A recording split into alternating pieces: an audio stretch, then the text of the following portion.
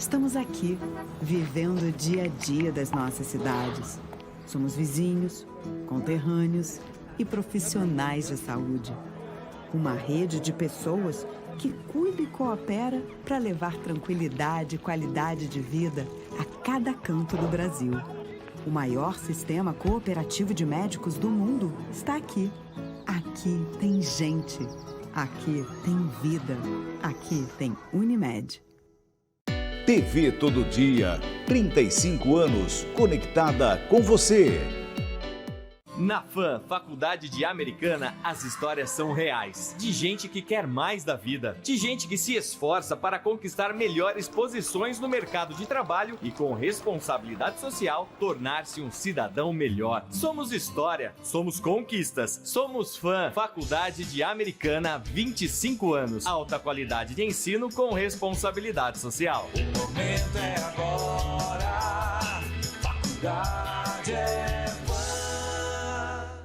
Toda terça às 11h15 da manhã, você acompanha um papo descontraído com Zara Mello Júnior e seus convidados. Papo com Zara, terça, 11h15 da manhã, aqui na TV Todo Dia. 35 anos conectada com você.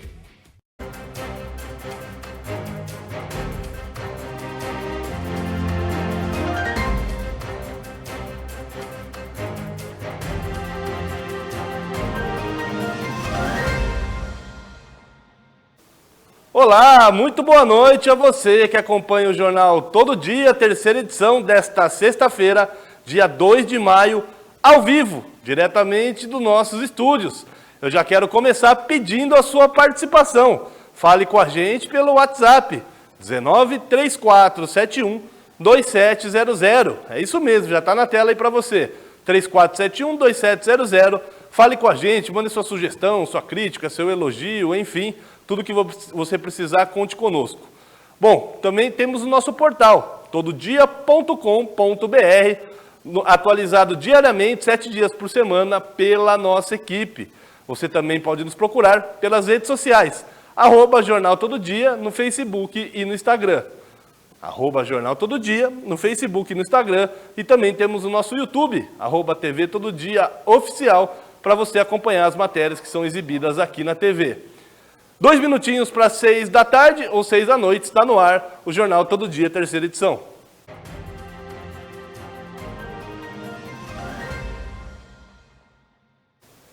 E a gente começa com uma matéria especial produzida pela Nicole Maia sobre as câmeras corporais nos policiais. É isso mesmo, desde 2020 há um projeto do governo do estado para que tenham esses equipamentos dentro da rotina dos policiais, e você vai entender a opinião de especialistas, de policiais, da Secretaria de Segurança Pública, enfim. A reportagem muito bem produzida por toda a nossa equipe, feita pela Nicole Maia e com edição da Ana Machado. Acompanhe. Em 2024, houve 211 mortes em ações policiais, considerando 10 batalhões da Polícia Militar Paulista.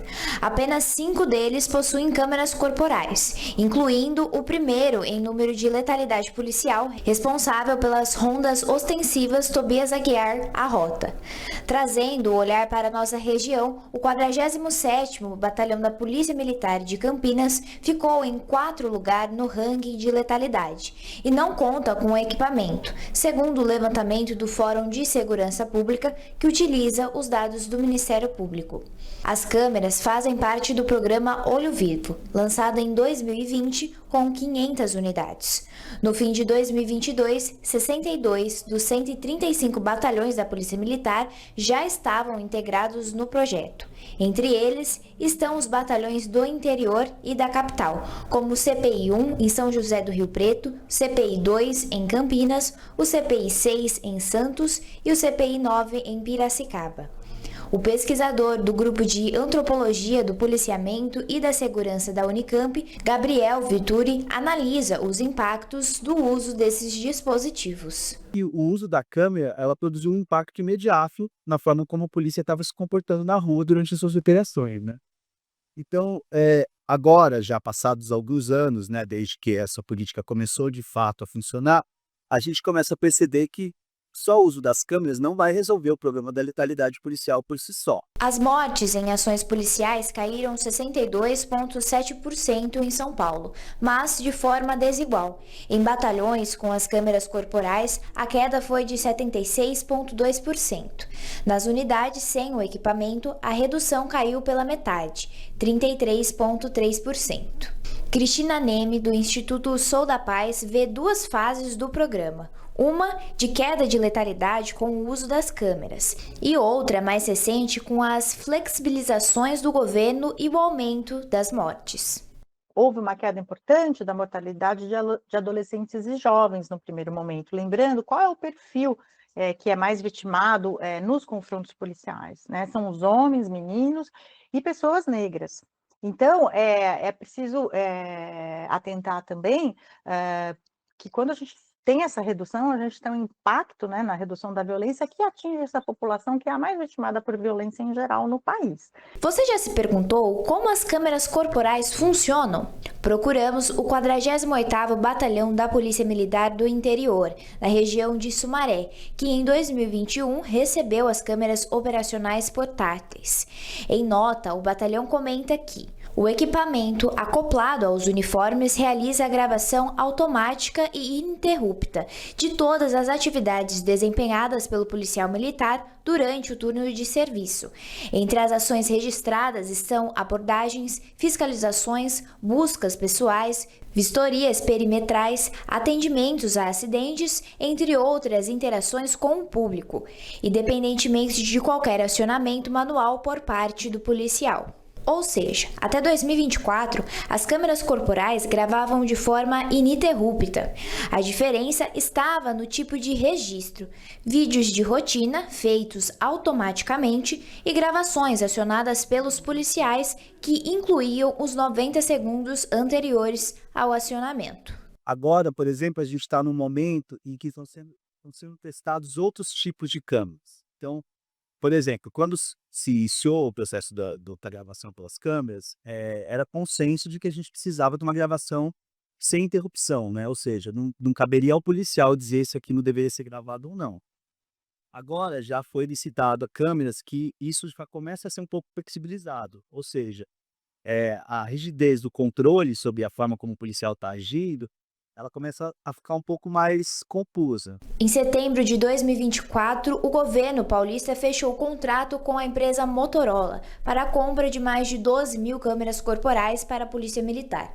Segundo a Secretaria de Segurança Pública, 10.125 unidades delas já estão previstas com investimento de 96 milhões por ano. Daniel Duarte, do Núcleo de Estudos de Violência da USP, comenta que as novas câmeras podem flexibilizar o programa.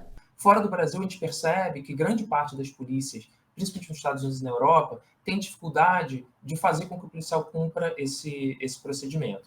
São Paulo conseguiu superar esse desafio criando um modo de gravação ininterrupta, que fazia com que o policial saísse da unidade já com a câmera gravando, e quando fosse fazer uma abordagem, responder um despacho, ele apertava um botão e gerava uma gravação com áudio e com vídeo de melhor qualidade. É justamente esse conjunto de procedimentos que foi responsável pelo sucesso do programa. E é justamente isso que o governo do estado quer mudar. Em 2023, os contratos com as câmeras corporais somaram 96,3 milhões. Só 0,7% dos gastos da Polícia Militar e 0,47% do orçamento total de todas as forças policiais do estado, segundo a plataforma Justa. Ainda assim, o governo paulista cortou 37,3 milhões do programa. A previsão inicial era de 152 milhões para os sistemas de monitoramento em tempo real. Segundo o pesquisador sênior do Fórum Brasileiro de Segurança Pública, Leonardo Carvalho, o enfraquecimento da política das câmeras começou a partir de 2023. Então a gente tem naturalmente uma mudança de mensagem que é passada pelo topo, né, pelos gestores, que é entendida pela tropa que está na rua, pela equipe, né? Então, essa mensagem ela é muito importante. E ela é muito estratégica no sentido de fazer uma política pública ser exitosa ou não. De acordo com a Secretaria de Segurança Pública, as novas câmeras adquiridas, abre aspas, além de oferecer maior autonomia de bateria e qualidade superior de som e imagem, os novos equipamentos trazem mais funcionalidades. Atualmente, as novas câmeras estão em fase de testes de campo. Após essa etapa, elas começarão a ser distribuídas para as unidades segundo critérios técnicos. Fecha aspas. Nesse primeiro momento, com as gravações ininterruptas, nós tivemos um resultado bastante positivo, que não se repetiu no segundo momento, quando o programa foi flexibilizado, vamos dizer assim. Então, é uma opção, né? Que não é simplesmente técnica, é também política. Então, a gente tem que usar os mecanismos mais avançados para garantir os efeitos mais positivos que aquela política pública pode oferecer. Então, nós defendemos que a tecnologia seja a mais completa nesse caso específico, né, das câmeras. Nesse cenário surge o questionamento: as câmeras prejudicam os policiais? O pesquisador do Núcleo de Violência da USP opina sobre o tema. Isso se reflete nos números. A gente viu nos primeiros anos do programa Olho Vivo, que é o programa de câmeras corporais do estado de São Paulo, uma redução bastante significativa nos índices de uso da força. Mas também viu melhoria na qualidade dos relatórios produzidos pelos policiais, melhoria nas prisões em flagrante, na qualidade das prisões em flagrante, o foco em crimes específicos e uma maior segurança para os policiais. Então, essas são as evidências, de uma forma geral, sobre as câmeras corporais. Segundo o 48º Batalhão da Polícia Militar, as câmeras em vigor na unidade também beneficiam os policiais. Os registros contribuem significativamente para a garantia dos direitos e para a proteção da atuação dos policiais militares, promovendo maior transparência e legitimidade às ações institucionais. A eficácia da utilização das câmeras é 100%. Uma vez que o uso do equipamento, quando disponível e em plenas condições de funcionamento, é obrigatório a todo o efetivo. Para o Núcleo de Estudos da Violência da USP, as câmeras ajudam no cotidiano da vida do policial. As câmeras podem ajudar no serviço do policial, trazendo mais transparência para a atividade cotidiana dele, e aí isso pode ajudar tanto na produção, por exemplo, de evidências sobre prisão em flagrante, que sustentem a decisão do policial, e mantenham, por exemplo, a pessoa presa, mas também pode ajudar a controlar o uso ilegal da força, que é um problema crescente no estado de São Paulo. O que as evidências indicam que quando o policial carrega uma câmera corporal que está gravando, e isso é informado para a pessoa com quem ele interage, a pessoa abordada, costuma haver um mecanismo de dissuasão. Então, tanto o policial quanto a pessoa abordada atuam com mais civilidade, digamos assim. Essa interação é pacificada e a pessoa passa a interagir com o policial de forma mais respeitosa. Então, temos menos casos de agressão, tanto física quanto verbal. Para o Instituto Sou da Paz, o uso das câmeras representa um passo importante para a profissionalização da polícia. Então, em primeiro lugar, ela é um meio de profissionalização e de proteção do policial. E também de dar mais transparência para as ações da polícia. Lembrando que isso é um elemento fundamental para o bom funcionamento de qualquer polícia em qualquer sociedade que se pretenda democrática, né?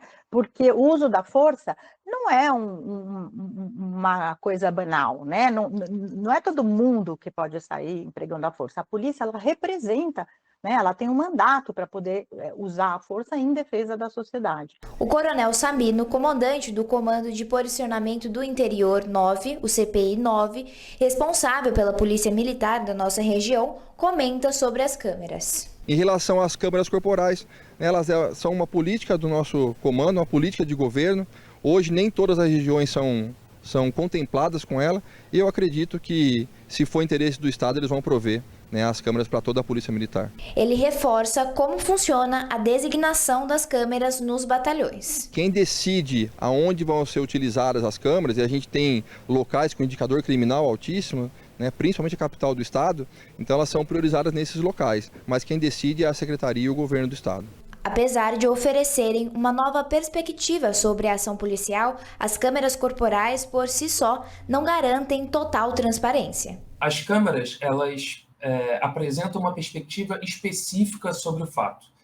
elas estão acopladas ao policial, elas apresentam uma perspectiva que é do policial, e há uma série de fatores técnicos e sociais que influenciam nisso. Então, por exemplo, a amplitude da imagem que é filmada, a velocidade com que essa imagem é filmada, a qualidade do vídeo que é captado, do áudio que é captado. Então, a gente tem que ter muito cuidado ao analisar esses vídeos. O pesquisador do Grupo de Antropologia do Policiamento afirma que há diversos relatos do mau uso das câmeras.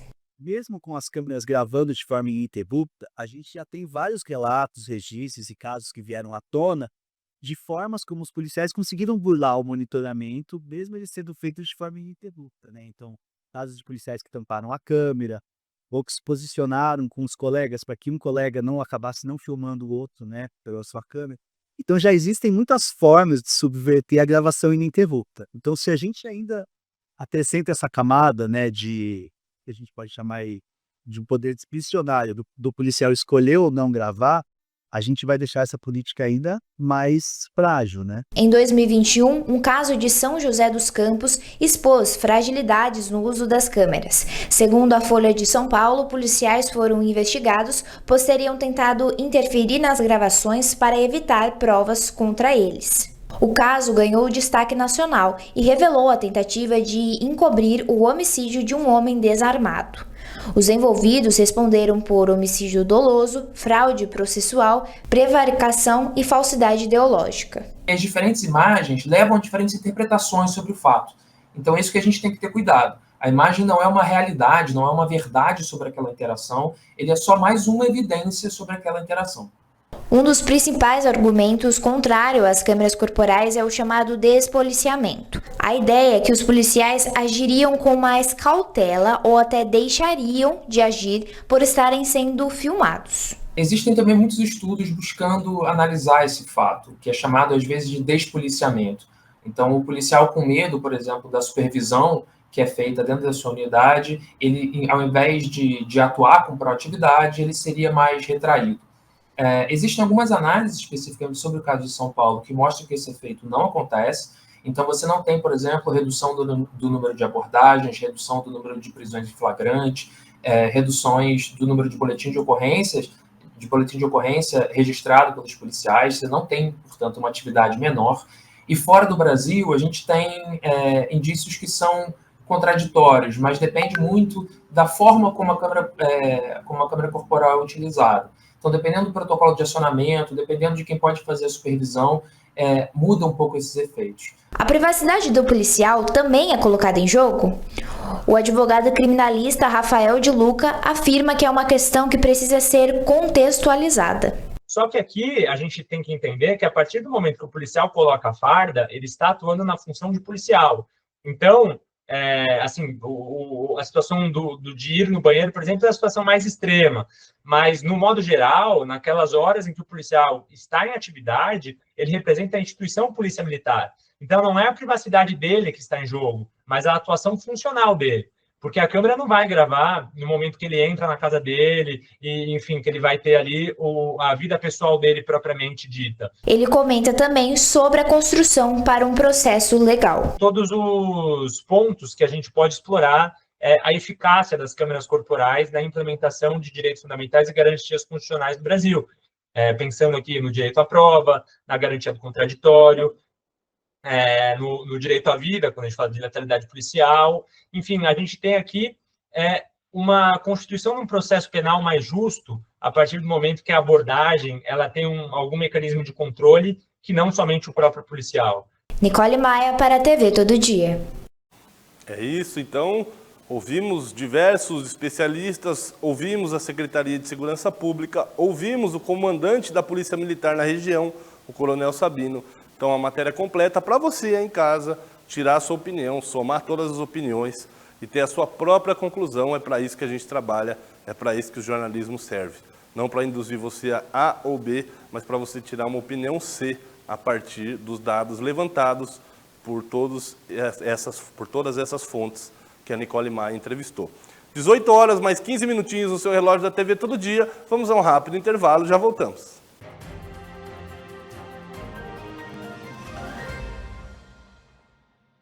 TV Todo Dia, 35 anos conectada com você.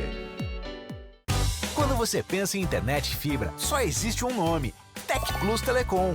Internet de alta velocidade, Wi-Fi grátis, canais de TV, streaming, câmeras de segurança por assinatura e Wi-Fi com tecnologia Rede Mesh. Sua casa, empresa ou condomínio conectado.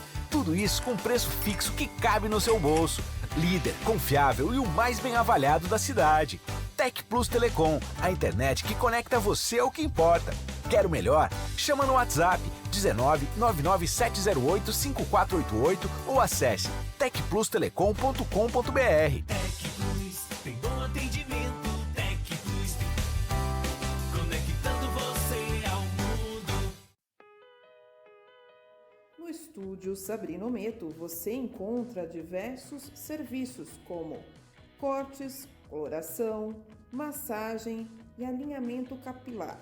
E além de oferecer especialidade em loiros e iluminados. E não poderia faltar os cuidados com as unhas, através de serviços de manicure, pedicure, unhas de fibra e podologia, além de spa dos pés e reflexologia. Estúdio Sabrina Meto, Rua Graça Martins, número 138, no centro de Santa Bárbara do Oeste. Sua internet vive te deixando na mão. Cansado de sua internet travando? Nós temos a solução. TecPlus Soluções em Internet, Wi-Fi Premium, tecnologia Dual Band, planos 100% fibra ótica, velocidade de até 600 megabytes, planos a partir de R$ 69,90. Um papo legal sobre saúde e de como viver bem. Toda quarta, às 11h15 da manhã, Ariane dos Reis tem um convidado especial para trazer dicas de saúde e bem-estar. Viver Bem, quarta, 11h15 da manhã, aqui na TV Todo Dia. 35 anos conectada com você.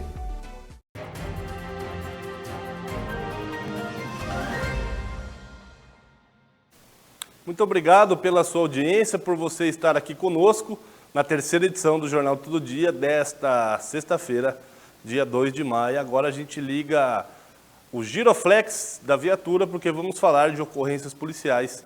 Infelizmente, lá em Piracicaba, um jovem morreu após um acidente.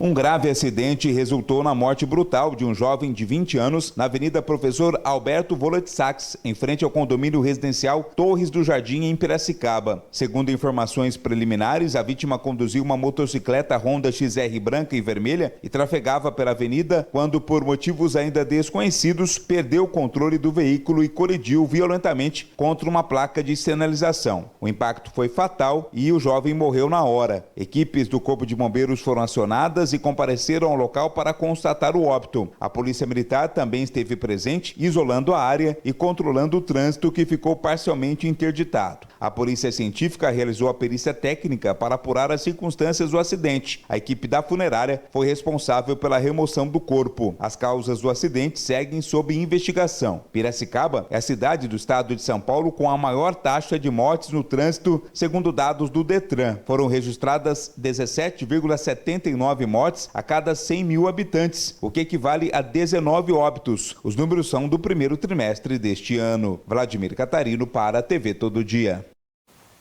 Piracicaba lidera esse ranking vergonhoso, de acidentes de trânsito. Entra a gestão da prefeitura, sai gestão e continua a mesma coisa.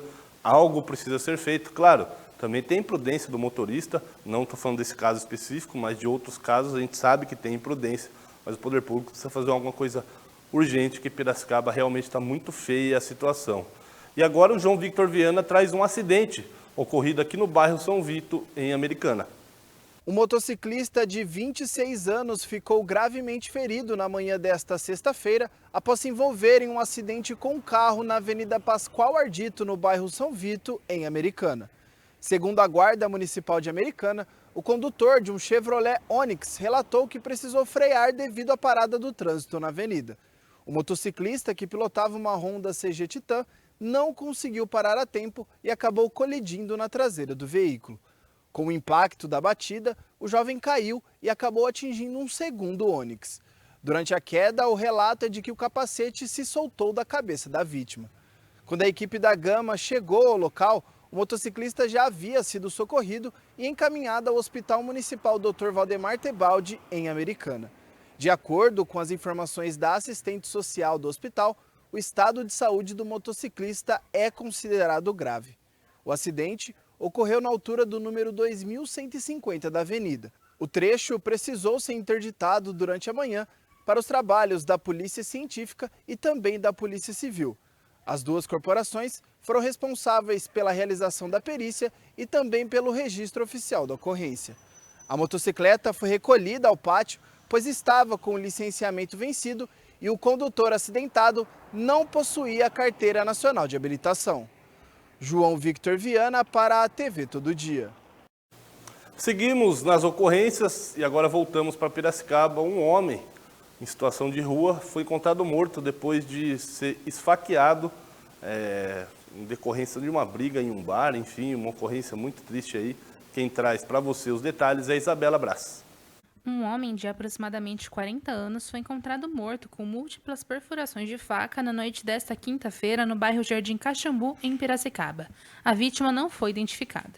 O corpo foi encontrado por volta das 6 horas da noite com cerca de 8 perfurações na região do tórax. De acordo com a Polícia Militar, a vítima era um homem pardo, magro e alto e não portava documentos no momento. Uma equipe da Unidade de Suporte Avançado tentou ajudar a vítima, mas ela constatou óbito no local. Segundo informações do local, vizinhos relataram que o homem havia se envolvido em uma briga em um bar horas antes do crime. O corpo, então, foi encaminhado ao Instituto Médico Legal, onde aguarda identificação. O caso segue em investigação. Isabela Braz para a TV Todo Dia. E olha a ousadia deste criminoso que você vai ver na matéria a seguir. O homem roubou joias de um comércio em Sumaré com a cara limpa, hein? Foi com a cara e com a coragem, acabou causando um prejuízo imenso aí aos proprietários da joalheria. E quem traz os detalhes para você é o Vladimir Catarino. Um homem que chega ao local decidido a cometer um crime. Câmeras de segurança flagraram a ação de um criminoso que entrou armado e roubou a Garnier Joalheria, loja que fica dentro de um supermercado no bairro Chácara Bela Vista, em Sumaré. Pelas imagens, é possível ver que a ação foi rápida. O homem entra no comércio já mostrando a arma e anunciando o assalto. Prontamente, o funcionário da loja levanta as mãos e vai para o estoque onde estavam as mercadorias. Em cerca de 1 minuto, o homem levou pulseiras, colares, pingentes, brincos e outros itens. No total, foram roubadas 66 peças de ouro 18 quilates. O funcionário não ficou ferido e o criminoso fugiu com um comparsa que o aguardava em uma motocicleta. A polícia militar foi acionada, registrou o boletim de ocorrência e segue investigando o caso para encontrar o assaltante. Qualquer informação relevante sobre o caso pode ser fornecida pelo telefone 190. João Victor Viana para a TV Todo Dia. Só uma pequena ratificação aqui. Quem fez a matéria foi o João Victor Viana, não o Catarino. Então, só fazer esse ajuste, o João que produziu essa matéria. A próxima, olha, um motorista causou um acidente e fugiu sem prestar socorro. Os detalhes na reportagem de Nicole Maia. Na noite desta quinta-feira, dia 1º, um grave acidente envolvendo 2 veículos foi registrado no cruzamento da rua Alberto Coral com a rua Inácio da Cunha Caldeira, no bairro Vila Fátima.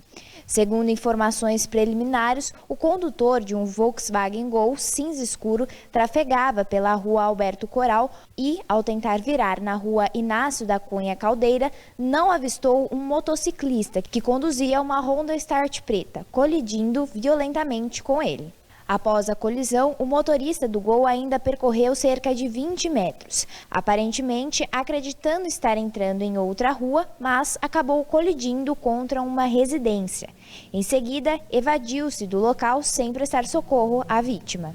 Com o impacto, o motociclista caiu ao solo e sofreu ferimentos graves. Uma equipe do Corpo de Bombeiros foi acionada e prestou atendimento no local. A vítima foi encaminhada a um pronto-socorro, mas até o momento não há informações sobre qual unidade hospitalar a recebeu. Populares relatam que o condutor do Gol mora na região e estaria completamente embriagado no momento do acidente.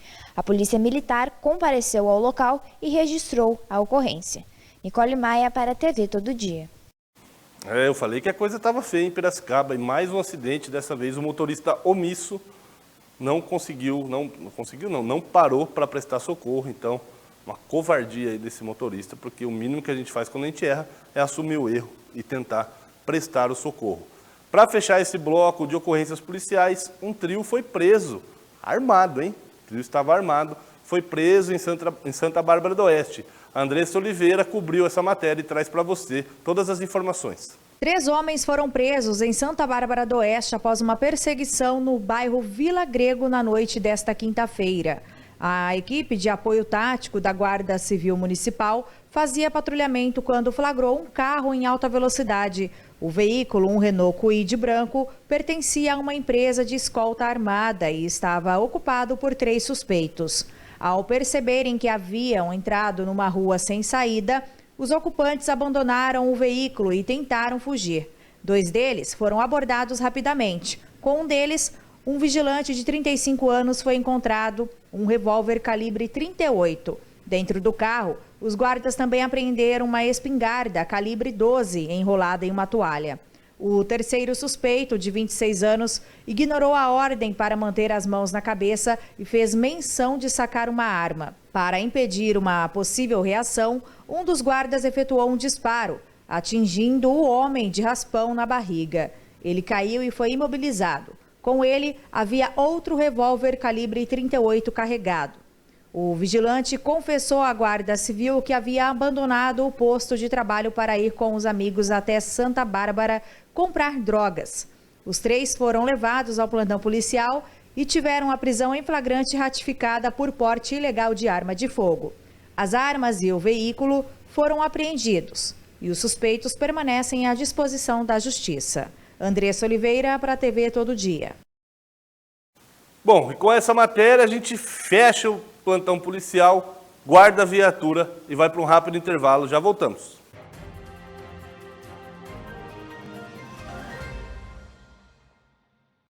Estamos aqui, vivendo o dia a dia das nossas cidades. Somos vizinhos, conterrâneos e profissionais de saúde. Uma rede de pessoas que cuida e coopera para levar tranquilidade e qualidade de vida a cada canto do Brasil. O maior sistema cooperativo de médicos do mundo está aqui. Aqui tem gente. Aqui tem vida. Aqui tem Unimed. TV Todo Dia, 35 anos, conectada com você.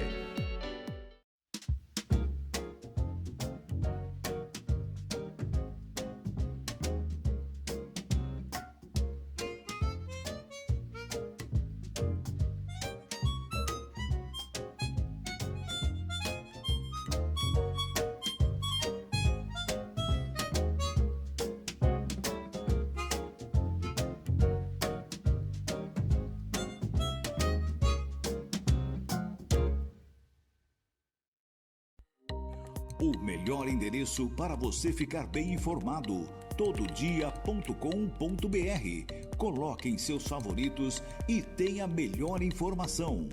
TV Todo Dia, 35 anos, conectada com você.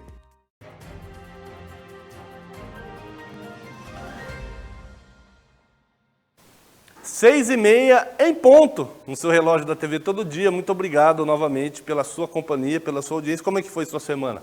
Corrida, agitada? Vai descansar agora? Vai comer uma pizza? Vai jantar na casa da sogra? Que seja sexta-feira muito iluminada para você e para toda a sua família, pois você merece aí de um duro danado durante a semana. Agora é a hora de dar aquela relaxada, certo? Quem é de Limeira já está acostumado com um pedágio na região. Limeira, então, tem um pedágio cuja cobrança é municipal, mas um grupo estuda a concessão, ou seja, entregar para a iniciativa privada, para uma empresa.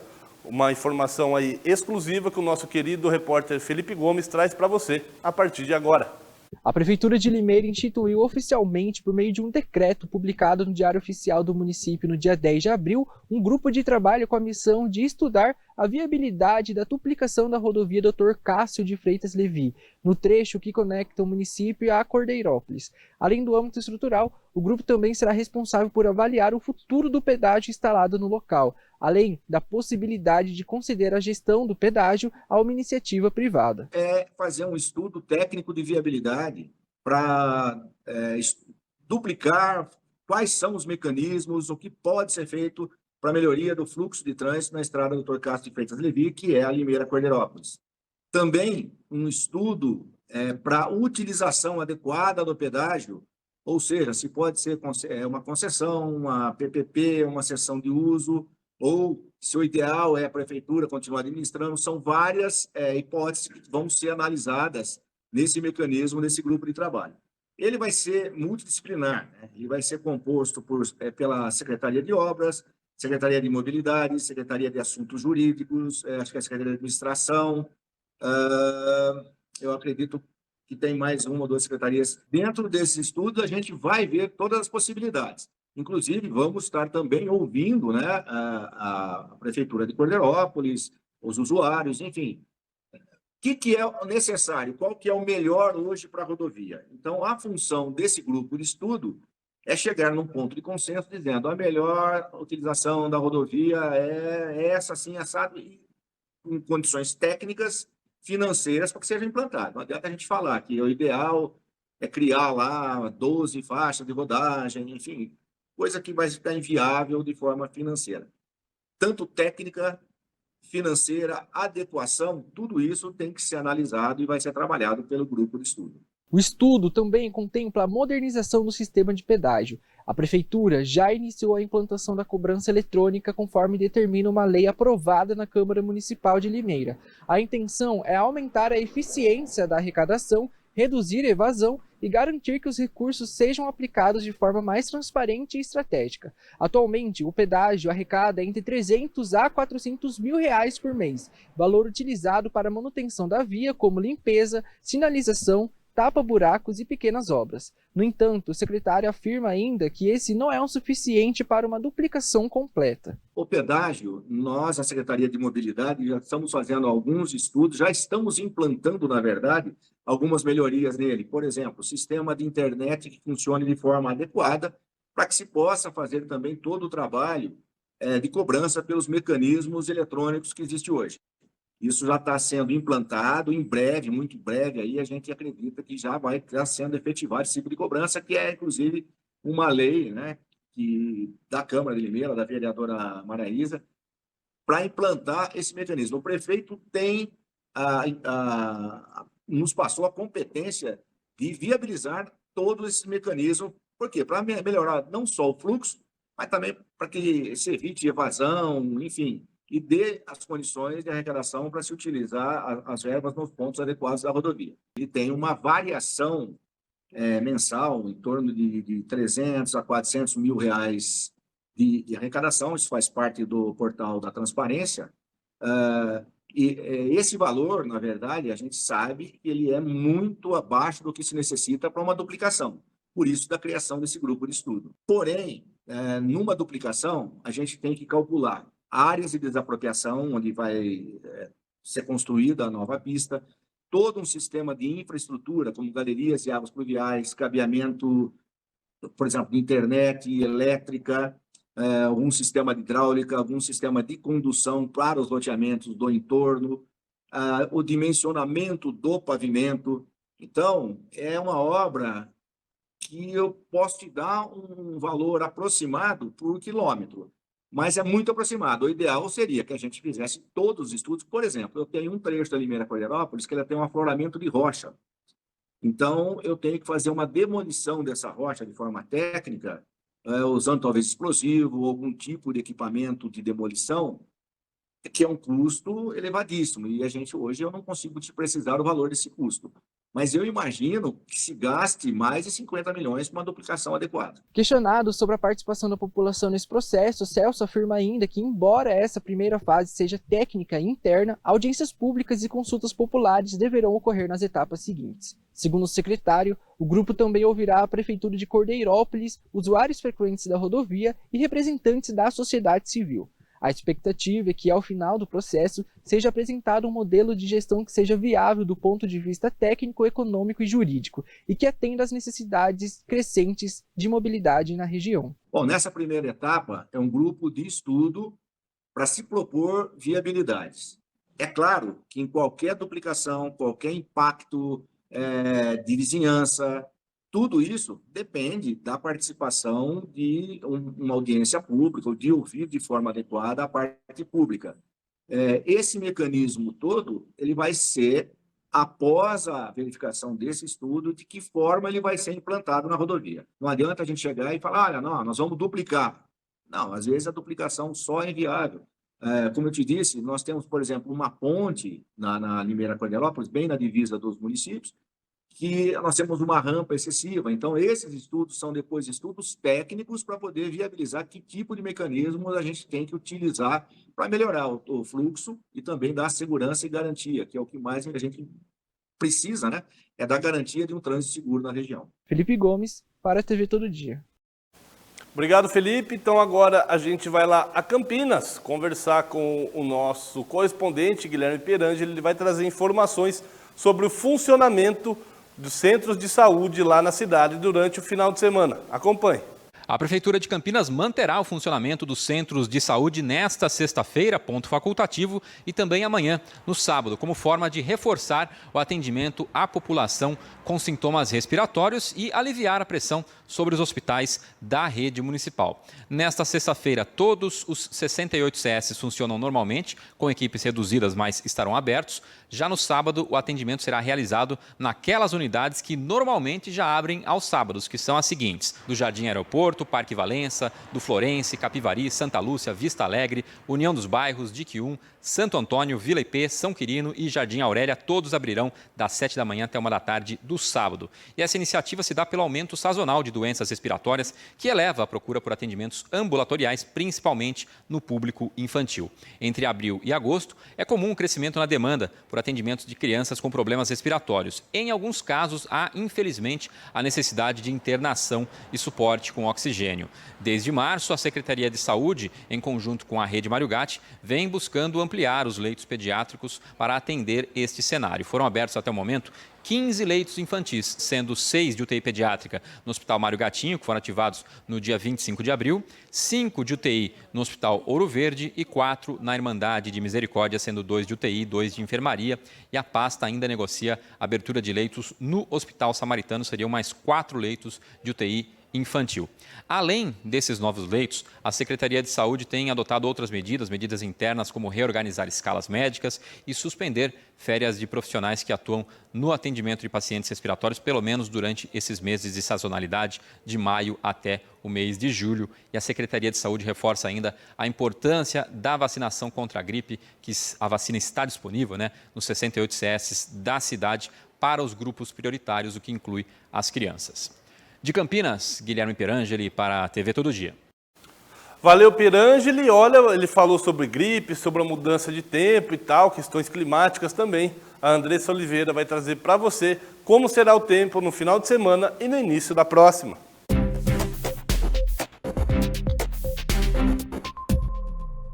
Olá, você que acompanha o Jornal Todo Dia, seja muito bem-vindo, muito bem-vinda. E olha, o frio já deu as caras. Neste fim de semana não será diferente. Apesar das temperaturas subirem um pouco durante o dia, as noites e madrugadas ficam geladas. A previsão para o fim de semana é de tempo firme com o céu parcialmente nublado.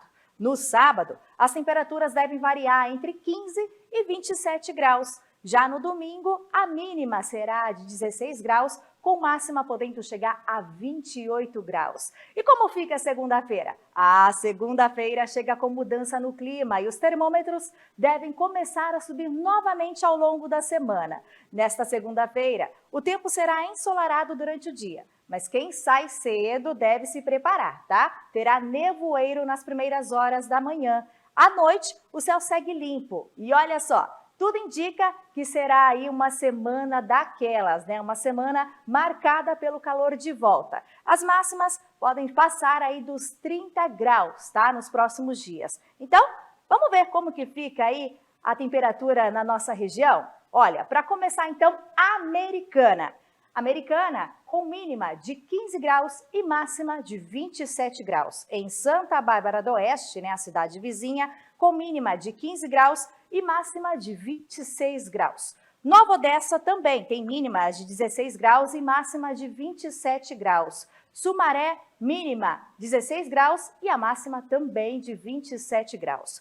Hortolândia começa o dia aí um pouquinho mais quente, com mínima de 16 graus e máxima de 27 graus. Paulínia, mínima 16 graus e a máxima também de 27 graus. Limeira e Piracicaba seguem a mesma tendência, tá bom? Mínima 15 graus e com máximas de 27 graus. Portanto, a semana começa com sol e temperaturas em elevação. Essas foram as informações do tempo para hoje. Acompanhe tudo aqui na TV Todo Dia e fique sempre bem informado. Até a próxima! Valeu, Andressa, muito obrigado. E aí, você gostou que vai aumentar agora o calor? Prefere o jeito que está? Previsão do tempo é sempre aquela coisa, né, gente? É igual liga o ar, desliga o ar, cada um tem uma opinião, é muito pessoal, muito subjetivo. 18 horas mais 42 minutinhos no seu relógio da TV Todo Dia. Vamos rapidinho ali para o intervalo, mas já voltamos.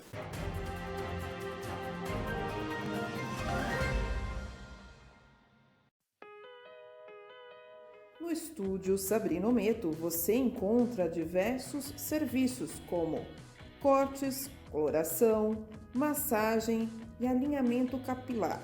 E além de oferecer especialidade em loiros e iluminados. E não poderia faltar os cuidados com as unhas, através de serviços de manicure, pedicure, unhas de fibra e podologia, além de spa dos pés e reflexologia.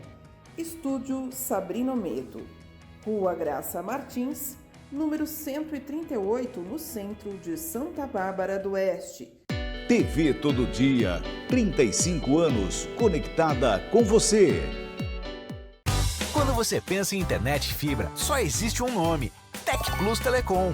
Internet de alta velocidade, Wi-Fi grátis, canais de TV, streaming, câmeras de segurança por assinatura e Wi-Fi com tecnologia Rede Mesh. Sua casa, empresa ou condomínio conectado. Tudo isso com preço fixo que cabe no seu bolso. Líder, confiável e o mais bem avaliado da cidade. TecPlus Telecom, a internet que conecta você ao que importa. Quer o melhor? Chama no WhatsApp 19 99708 5488 ou acesse tecplustelecom.com.br. TecPlus tem bom atendimento. TecPlus, conectando você ao mundo. Segunda, 11h15 da manhã, tem Diálogos. O apresentador Anderson Junque recebe personalidades da cultura e educação, sempre com assuntos relevantes e de muito aprendizado. Diálogos, segunda, 11h15 da manhã, aqui na TV Todo Dia. 35 anos conectada com você.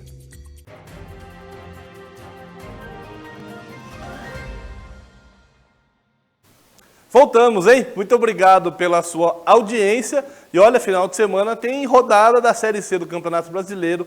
Os times de Campinas estão envolvidos. Vamos acompanhar com o Vladimir Catarino um panorama de como estão Bugre e também a Macaca lá de Campinas.